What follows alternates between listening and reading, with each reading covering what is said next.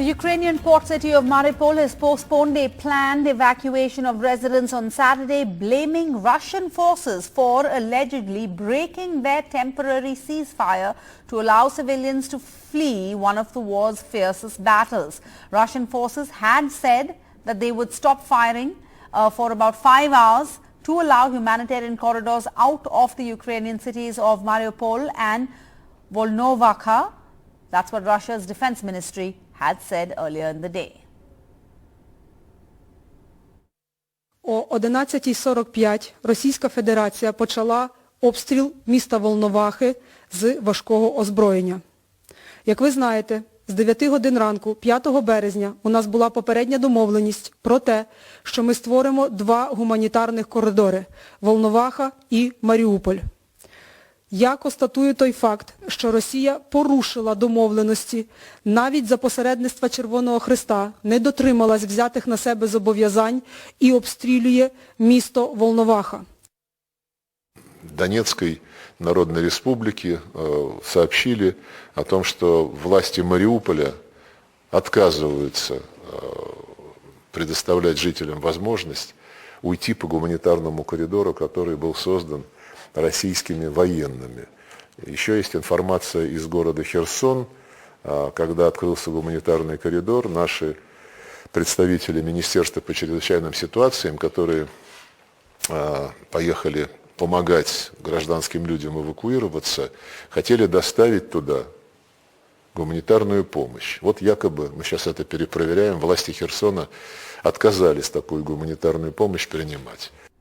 Meanwhile, Russian President Vladimir Putin has said on Saturday that Western sanctions on Russia were akin to a declaration of war and has warned that any attempt to impose a no-fly zone in Ukraine would be tantamount to entering the conflict. His comments came after the Ukrainian President Zelensky hit out at NATO countries for not declaring a no-fly zone over Ukraine, accusing the alliance of inaction. Сейчас мы слышим, что нужно сделать бесполетную зону на территории Украины. Сделать это невозможно на самой территории Украины. Можно только с территории каких-то соседних государств. Но любое движение в этом направлении будет нами рассматриваться как участие в вооруженном конфликте той страны, с территории которой будут создаваться угрозы для наших военнослужащих. Мы в эту же секунду будем рассматривать их как участниками военного конфликта. И уже все равно, какими там членами они являются. Сьогодні керівництво Альянсу дало зелене світло для подальшого бомбардування українських міст та сел, відмовившись зробити безпольотну зону. Ви могли закрити небо, але я не знаю, кого ви можете захистити і чи здатні захистити ви свої країни, країни Альянсу. Від нас ви не зможете відкупитися літрами палива за літри нашої крові, пролитої за нашу спільну Європу, за нашу спільну свободу. And Prime Minister Modi held another high-level meeting on Saturday to discuss the situation in war-hit Ukraine and India's evacuation efforts to bring back our citizens. Almost all Indians have left Ukraine except for Sumy and Kharkiv, says the Indian government. India's foreign ministry says it has strongly pressed the Russian and Ukrainian governments through multiple channels for an immediate ceasefire to create a safe corridor in these areas for Indian students stranded amidst the raging war in Ukraine. The government also claims that the ministries and Indian embassies are in regular touch with students here in Sumy. The students, however, have been posting desperate and emotional pleas to be evacuated from the conflict-stricken region ASAP. Almost all Indians have now left Kharkiv city. That's certainly a very positive development. As you know, this was an area of considerable concern for last few days. Meanwhile, I would urge all our students who are there in Sumy, we know what you're going through. It's a tough situation. You are managing it with fortitude. Please stay safe. Avoid unnecessary risks. Safety and security is paramount. We feel your pain, the difficulties you're going through. Just bear with us as you see. Please follow the advisories our embassy is issuing. The complete attention of our evacuation efforts are now on getting you out safely. We are students of Sumi State University. It's the 10th day of war. Today we got a news that Russia has announced ceasefire to open humanitarian corridor for two cities. One of them is Mariupol, which is 600 kilometers away from Sumi. Since morning we are constantly listening to bombarding, shelling, street fights.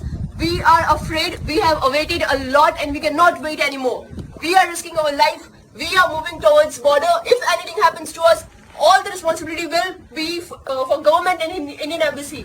If anything happened to us, to anyone, Mission Ganga will be a biggest failure. This is the last video from the Sumi State University students, and we are just risking our life and we are just going to this border which Russia has opened. So this will be our last request and last video, guys. Just pray for us, and government please let you guys know that we are just moving from our own risk. This is our last video. मेरा नाम needle, मैं Sumi state medical university के एक छात्र हूँ। कल यहाँ एक एयर स्ट्राइक हुआ था, इसकी वजह से हमें बहुत देर तक बंकर में बस हुआ था। यहाँ बिजली और पानी भी ख़त्म हुई है, हमारे पास खाने पीने को भी कुछ नहीं है, यहाँ हीटर भी वर्किंग नहीं है, इसकी वजह से कोल्ड है यहाँ। मैं जैकेट पहनकर बैठी हुई यहाँ। हमें सिर्फ और सिर्फ अभी यूक्रेन गवर्नमेंट की क्लियरेंस चाहिए रशिया बॉर्डर तक पहुँचने के लिए।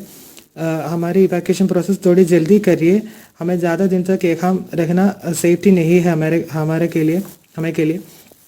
So please do something for us. मैं हाथ जोड़कर आप लोगों से विनती करती हूँ, हमारी इवैक्यूएशन प्रोसेस थोड़ा जल्दी करिए। हेलो फ्रेंड्स, हम लोग सुमी यूनिवर्सिटी से बोल रहे हैं। हम लोग लाइट्स ऑफ करके अपना रूटीन डेली जैसे होता है लाइट्स ऑफ करके बैठकर हम लोग खाना वगैरह खा रहे थे।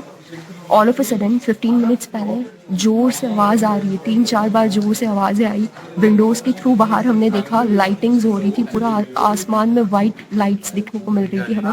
सारे स्टूडेंट्स डर के भागने लगे, रोने लगे। हम लोग शिवर कर रहे थे, चिल्ला रहे थे कहाँ जाए ऐसे करके, क्योंकि हम लोग रेडी नहीं थे तभी। हमेशा हमें सायरन बजता है तो हमें बोल दिया जाता है नीचे आ जाओ। इस बार ऐसे नहीं हुआ, इस बार ऑल ऑफ अ सडन हुआ कि हमको बंकर्स में जाना है। कितने लोग हाथ में शूज लेकर भागकर नीचे आए। इलेक्ट्रिसिटी जा चुकी है, हमें नहीं पता हमको कितनी देर तक यहाँ पे रहना पड़ेगा।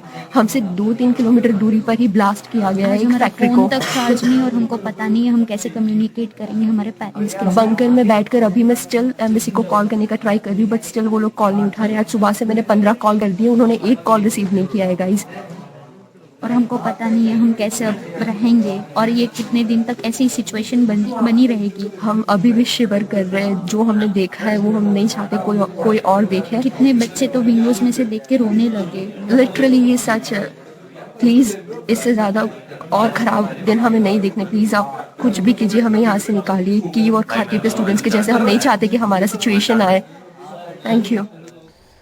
Well, about 220,000 Indian, mostly medical students, have left Ukraine since the conflict started, and while they are relieved to have finally reached home from war-torn Ukraine, the anxiety has not ended. One big question is, how will they continue their interrupted education? There are now demands on the government to intervene in this sphere as well, but some solutions are easier to deliver than others. Salman Ali, a fourth-year student at Dnipropetrovsk Medical University, is grateful to be safe and home, but is immensely worried about his future.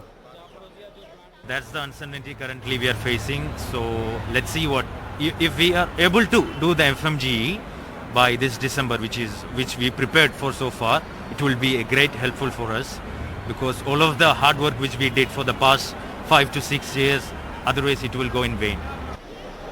Third-year dental student Rani Upadhyay, who was studying in Kharkiv, has the same concern.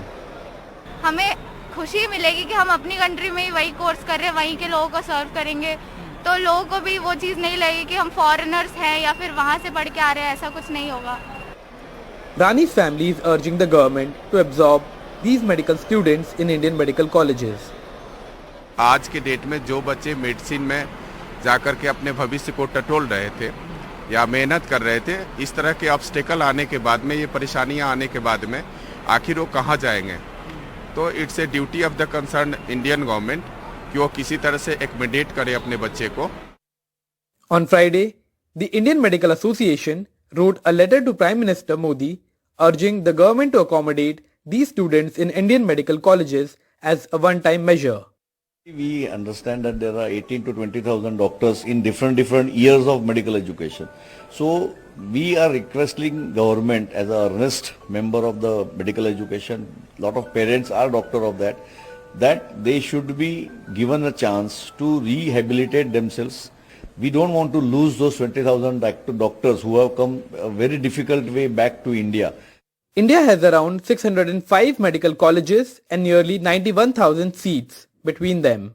Data suggest over 16 lakh students take the National Eligibility cum Entrance Test for MBBS every year. Yet, every year, lakhs of Indian students travel to countries like Ukraine, China, Russia, Georgia and Philippines to get a medical education. So much so that industrialist Anand Mahindra has tweeted about the shortage of medical colleges in India.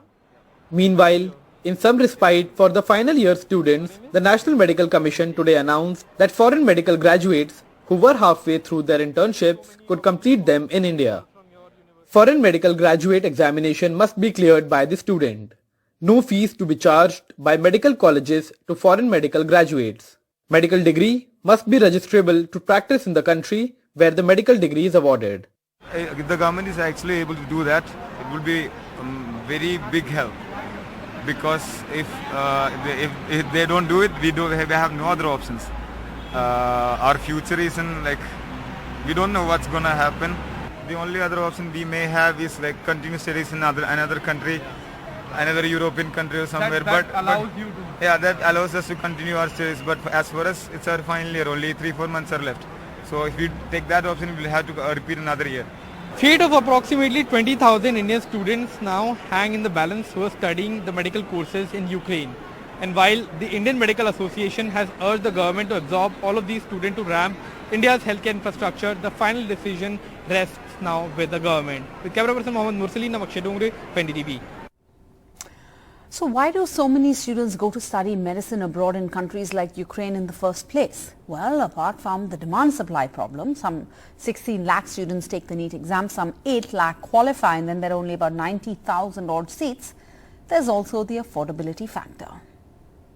I couldn't manage to get a merit seat, so I had to get a seat in the management quota. My management fees was 1 crore 10 lakhs, and we had to pay extra amounts like the miscellaneous fee, the hostel fees, the mess fees, everything.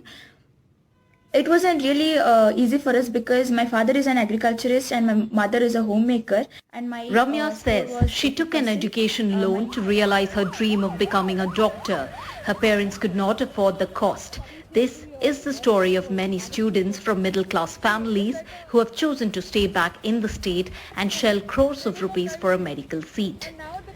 Dr. Shalini Chandrasekhar, Vice President of MS Ramaya Medical College in Bengaluru, says the cost of a medical seat under the management quota is justified. Medical education as such is expensive because of the logistics, because of the equipment, because of the training that has to be provided by experts. So a lot of costs go into providing material for the student. Thousands of medical students who have returned from Ukraine say they chose Ukraine over Karnataka as it is much cheaper. ಒಂದು ಇನ್ನೊಂದು neat repeat ಮಾಡಬೇಕಿತ್ತು, ಇಲ್ಲ ಅಂದರೆ payment seat ಕೊಟ್ಟು 1 ಕೋಟಿ 1.5 ಕೋಟಿ ಕೊಟ್ಟು ಹೋಗಬೇಕಿತ್ತು. ನಮಗೆ ಆ ಆಪ್ಷನ್ ಆಗಲಿಲ್ಲ. ಬಟ್ ಯುಕ್ರೇನ್ನಲ್ಲಿ ಎಜುಕೇಷನ್ ಚೆನ್ನಾಗಿದೆ, ಮತ್ತು ಕಾಸ್ಟ್ ಕೂಡ ಒಂದು 30 ಲಕ್ಷ 25 ಲಕ್ಷ ಆ ಥರದಲ್ಲಿ ಮುಗಿದಿತ್ತು. 263 students have returned to Karnataka from Ukraine in the last 1 week.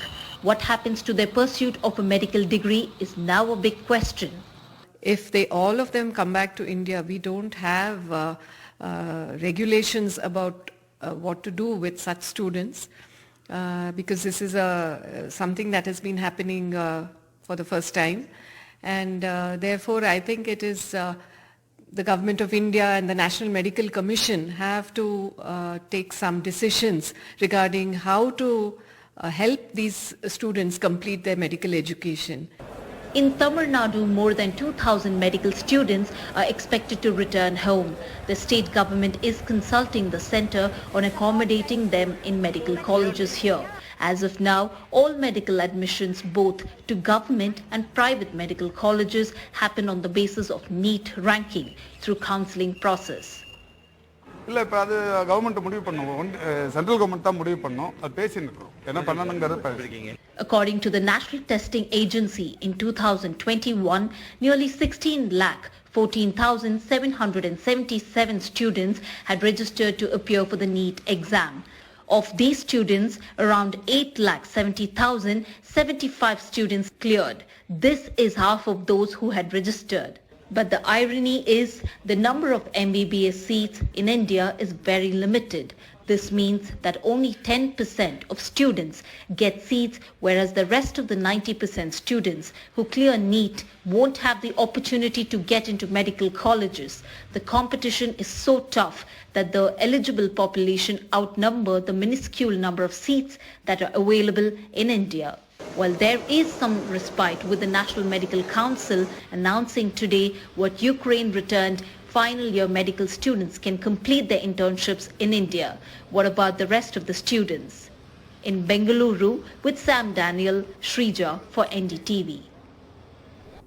Meanwhile, flights continue to land every few hours from nations that border Ukraine, bringing with them Indians, most of them students. Joining us now is Sumit Kumar, a student who has arrived in India at the airport this evening on a plane from Slovakia. Sumit Kumar, thank you for joining us. It has probably been a long journey. You're finally home. Take us through your experience. Why did you come through Slovakia? How did that happen? Hello, ma'am. Huh, Sumit, go on. Haan ji, ma'am. Thank you, ma'am, for the connection. Ma'am ऐसा ma'am actually मैं waste Ukraine की city में रहता हूँ, इवानो फ्रैंकोविच में. वहाँ पे बस मैम 25 फरवरी को एक अटैक हुआ था, वो भी वहाँ की आर्मी बेस पे, जो वहाँ की एयर बेस थी. तो उसके बाद सब कुछ पीसफुल चल रहा है. अभी भी मैम ऐसा कोई वहाँ पे प्रॉब्लम नहीं आई है जैसे कि इवानो फ्रैंकोविच में. बट मैम एक्चुअल में चीजें खार्किव में, सूमी में और कीव में थोड़ा सा वर्स चल रही है. तो इस वजह से पेरेंट्स हमारे बहुत ज्यादा पैनिक हो गए थे, पिताजी मेरे. करेक्ट. तो उस वजह से मैम मुझे अभी जल्दी से जल्द आना पड़ा. तो मैम पहले तो मैं अभी परसों ही बॉर्डर के लिए निकला था 3 तारीख को. तो मैम 3 तारीख को मैं बॉर्डर पे पहुंचा हूँ और उसके बाद मुझे 2 घंटे में एंट्री मिल गई थी. बहुत ज्यादा रश नहीं था, कुछ 100, 200, 300 लोग थे. तो 2 घंटे में मैं स्लोवाकिया पहुंच गया था वहां से. Then ma'am after reaching the Slovakia ma'am वहाँ पे इंडियन एम्बेसी की पूरी एक जो भी मैम के लोग थे उन्होंने पूरी हेल्प की. हम लोग को होटल पे ले जाया गया, बकायदा खाना वाना सब उन्होंने प्रबंध अच्छा बेहतरीन कराया हमारे लिए. एंड मैम बस हम लोग परसों पहुंचे और कल का एक दिन हमने वेट किया और हम आज हम लोग इंडिया में. So good to hear your experience, different from many other students. So good to hear that you've had this experience. But Sumit, Sarkar कह रही है कि almost all Indians have now left Ukraine. Basically, only those in Sumy and Kharkiv are left. Do you know about the condition of students in Sumy? Yes, ma'am. मेरा एक दोस्त है. मैं भी अभी मैम 19 फरवरी को यूक्रेन वापस गया था. तो मेरे साथ में मेरा दोस्त भी था जो सूमी गया हुआ था. तो मैम अभी कंडीशन सूमी की और खार्किव की, जैसा मैम हम लोग न्यूज में देख रहे हैं और बच्चों से कोऑर्डिनेट कर रहे हैं, कंडीशन थोड़ी सी वहाँ पे मैम वर्स्ट हो रही है. तो मैं अपनी इंडियन गवर्नमेंट से अपील करूंगा उनके लिए भी कि मैम मुझे जल्द से जल्द वापस कराएं. एंड मैम कुछ बच्चे खार्किव से जैसे हमारे सिटी में आए थे, तो जो हमारे स्टूडेंट्स हैं, मतलब हमारे जो दोस्त कलीग्स हैं, उनके थ्रू उनका किसी का कनेक्शन था. तो उनके थ्रू एक दो बार ऐसा हुआ है कि उन्होंने मुझे मेरा नंबर उन बच्चों को प्रोवाइड किया. उनसे मैंने मैम मुलाकात की, उनके पास गया हूँ. तो मैम वो बहुत ज्यादा डरे हुए बच्चे थे. लाइक वो यही बोले थे कि भैया वहाँ पे कुछ समझ नहीं आ रहा है कि हर 5-10 मिनट में एक बॉम्ब गिर रहा है या फिर ऐसे धमाके हो रहे हैं. तो हम लोग बस कैसे निकल के आए हैं वो हम ही लोग जानते हैं. तो मैम ये एक अपील है मेरी तरफ से कि मैम प्लीज सरकार हमारी थोड़ा सा देख ले सूमी और मैम खार्किव को स्पेशली. बाकी मैम वेस्ट रीजन में जहाँ पे मैं हूँ वहाँ पे तो बस पैनिक हो गया था बहुत ज्यादा, तो टेंशन हुई. बाकी मैम अभी कोई टेंशन नहीं वहाँ पे. All right, Sumit Kumar, we are glad that you are back home with your family. Thank you for joining us and sharing your experience. And finally, some news for NDTV family viewers. NDTV Srinivasan Jain and Mariam Alavi have won the International Press Institute Excellence in Journalism Award for the year 2021 for the investigation on love jihad in Uttar Pradesh. On the false love jihad cases filed against interfaith couples in Uttar Pradesh. Each of them will receive a trophy, citation and a cash prize of 50,000 rupees.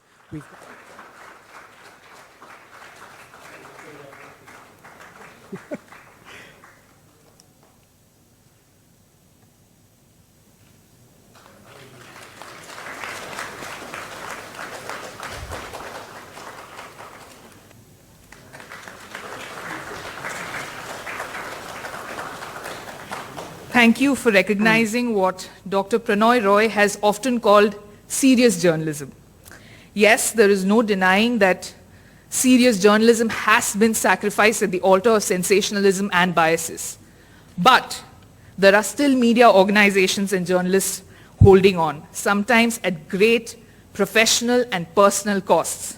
This gives me hope. The work we do at NDTV gives me hope. The award recognizing Mariam's terrific investigative work exposing this falsehood of love jihad. Not just the falsehood of love jihad, but also the attempts by the state to try and give it a legal apparatus, a legal legitimacy. So by recognizing our reporting and by giving us this award, you're actually strengthening our hands, and you're strengthening the hands of all the other incredible journalists who are trying to tilt against the storm.